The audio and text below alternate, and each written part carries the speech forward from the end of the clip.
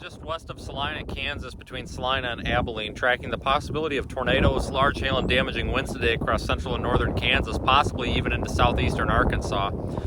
Currently, the Storm Prediction Center has a slight risk for severe weather in effect for the area with a 5% tornado, 15% wind, and 15% significant hail threat today, meaning possible 2 inches or larger hail. Wouldn't be surprised if we see some very large hail with any discrete supercell thunderstorms that do develop today. Right now, we've got surface winds out of the west at 10 to 15 miles per hour, making it a fairly comfortable morning, quite frankly, with it being right around 65 degrees or so and relatively low humidity. We're going to jump in the car here and take a quick look at the NAM model. The HRRR model is a short-range forecast model we use, and it is not very optimistic for severe weather. It's not showing as much moisture return as we'd like to see today. Dew point's fairly low on that model, which would be make it difficult for severe weather to develop, especially discrete thunderstorms. The NAM 3-kilometer NAM is another short-range model that we use on a little bit wider scale that is a little bit more optimistic for severe weather. So we're going to jump in the car here and take a look at that and discuss some of the severe probabilities today. Okay, here you can see we have the 3-kilometer NAM loaded. This is for 21Z, so around 4 or 5 p.m. Salina, Kansas is right here, north central Kansas. You can see we've got a 63-degree forecast dew point showing with this very large tongue of moisture of these low to mid 60s dews being indicated at roughly late afternoon, early evening. I'll show you what I mean by the HRRR not being as optimistic. We'll switch over to the HRRR here on Pivotal Weather, and you can see we don't have that tongue of moisture coming up into Kansas. We've got mid to upper 50s dews, which may be enough to get it done, but I think the HRRR is underdoing the moisture just a little bit in this case. We look at mesoscale analysis, and you can see 66 degrees with a 59-degree dew point. 64 degrees, 55 dew point in southern Kansas. Looking farther to the south in Oklahoma, we've got 68 over 59, 67 over 61 for a dew point, and all this moisture is streaming northward into Kansas. So I do believe the NAM's solution to the severe weather threat today a little bit more than the HRRR. We'll see if that catches on. We're going to switch over to the day 1 outlook from the Storm Prediction Center. There you can see the large slight risk for severe weather. Does encompass areas as far west as Garden City, Kansas, and as far east as Jefferson, Missouri.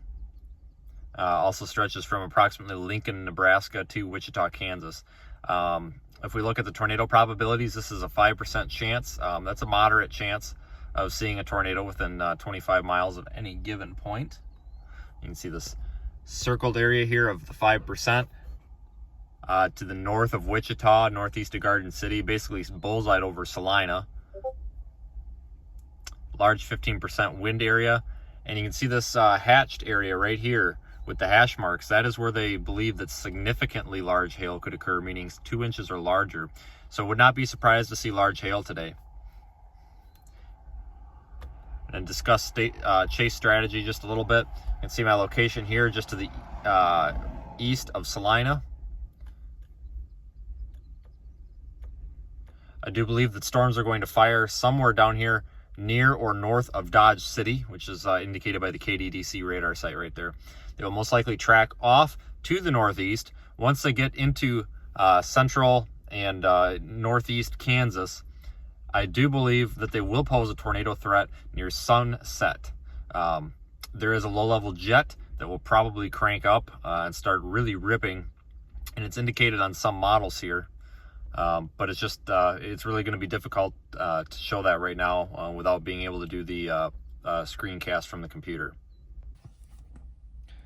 So once again, just to recap, I do believe that we do have a decent threat for severe weather here in central and northeast Kansas. The tornado threat will most likely stay toward the warm front, which will be northern Kansas, possibly even as far north into Nebraska. I wouldn't be surprised to see kind of a sneaky play come in here for Nebraska. So we need to keep an eye on this. If that warm front lifts farther north than expected, that could impact how we chase. That could give me more of a northern bias, and I may end up heading north even.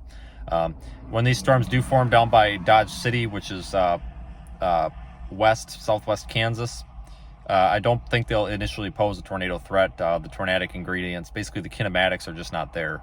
But as they move into central Kansas, they could begin to rotate. Maybe they'll route, become surface-based. If they could stay surface-based and in a favorable kinematic environment, we could have a tornadic threat.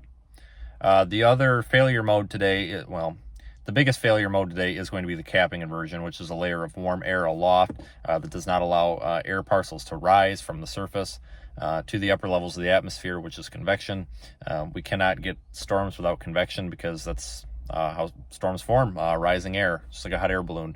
If you take a hot air balloon, you get a real, you imagine a real warm layer in the atmosphere that's even warmer than the surface temperatures sometimes.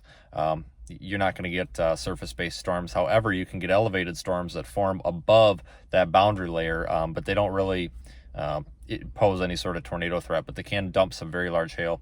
So if we do get elevated storms today, they could make for some beautiful photos and videos. I'll keep you updated either way. The day is still early. I'm not expecting initiation until possibly as early as 4, but maybe even as late as 6 p.m. Central Time here. So we've got plenty of day ahead of us to reposition if needed, and I'll make another update here come early afternoon here if there's any changes.